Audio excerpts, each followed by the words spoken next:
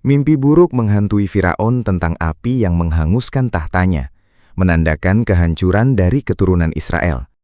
Demi menyelamatkan nyawa bayinya, Yukabit meletakkan keranjang bambu ke aliran sungai Nil yang tenang. Asia menemukan keranjang tersebut dan memutuskan untuk mengangkat bayi itu sebagai anaknya sendiri. Musa tumbuh besar di lingkungan istana, hidup sebagai pangeran Mesir yang gagah dan dihormati.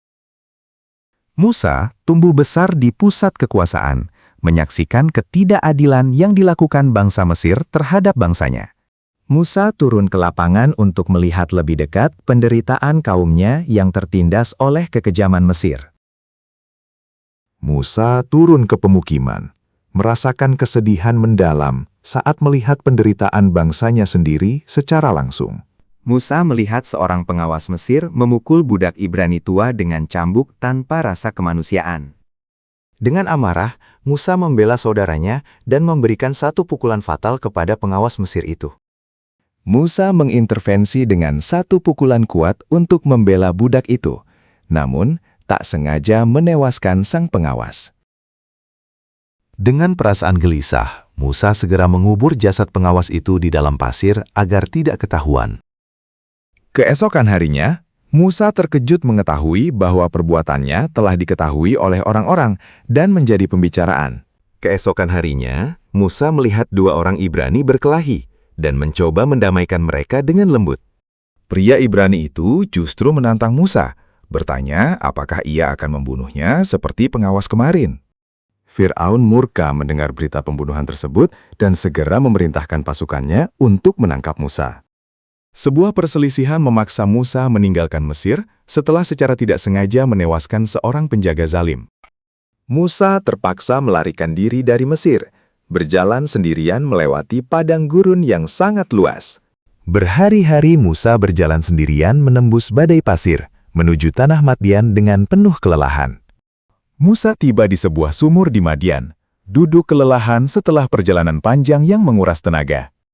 Di tanah Madian, Musa menemukan kedamaian dan membangun keluarga baru sebagai seorang penggembala. Tuhan memanggil Musa melalui api di pohon yang tidak terbakar, memberikan amanah besar. Musa kembali ke Mesir, berdiri tegak di depan gerbang megah istana yang pernah menjadi rumahnya. Musa melangkah mantap menuju istana Fir'aun demi membebaskan kaumnya yang tertindas. Di dalam aula megah, Musa berdiri berhadapan dengan Fir'aun yang duduk angkuh di tahta emasnya. Musa menyampaikan perintah Tuhan agar Fir'aun membebaskan Bani Israel dari perbudakan. Fir'aun tertawa meremehkan permintaan Musa untuk membebaskan bangsa Ibrani dari perbudakan yang sangat kejam. Musa melemparkan tongkatnya, dan seketika berubah menjadi ular besar yang membuat seisi ruangan ketakutan. Fir'aun memanggil para penyihir istana untuk menandingi mujizat luar biasa yang ditunjukkan oleh Musa tersebut. Tongkat Musa berubah menjadi ular besar, menelan semua sihir palsu para penyihir istana. Meskipun melihat keajaiban, hati Fir'aun tetap keras dan justru memerintahkan para budak bekerja lebih berat. Musa mengangkat tongkatnya di tepi sungai Nil, mengubah airnya menjadi merah darah yang sangat mengerikan. Rakyat Mesir menderita kehausan karena air sungai Nil tidak lagi bisa diminum oleh siapapun.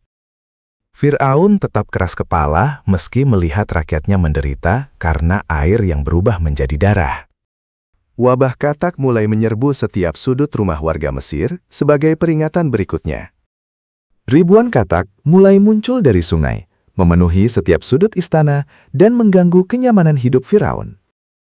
Musa kembali memperingatkan Firaun bahwa azab Tuhan akan terus berlanjut jika dia tetap membangkang. Asia bersedih melihat kekerasan hati suaminya yang membawa kehancuran bagi negeri mereka. Musa berdoa memohon kekuatan bagi kaumnya untuk menghadapi cobaan yang semakin berat. Musa dan kaumnya terdesak di tepi laut saat pasukan besar Fir'aun mendekat dari kejauhan. Ketakutan menyelimuti kaum Israel, namun Musa tetap tenang dengan keyakinan penuh pada pertolongan Allah. Atas perintah Allah, Musa memukulkan tongkatnya ke permukaan air laut yang bergejolak itu. Laut terbelah menjadi 2 dinding air raksasa, menciptakan jalan kering di tengah-tengah samudra.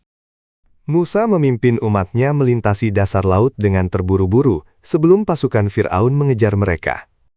Fir'aun yang sombong memerintahkan pasukannya untuk tetap mengejar masuk ke dalam belahan laut tersebut.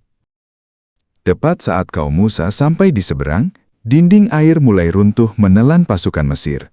Fir'aun tenggelam dalam kesombongannya, membuktikan bahwa tiada Tuhan selain Allah yang Maha Kuasa. Kaum Israel bersujud syukur atas kemerdekaan mereka dari perbudakan bertahun-tahun di tanah Mesir. Kebenaran telah menang. Musa menuntun umatnya menuju janji baru dengan iman yang tak tergoyahkan.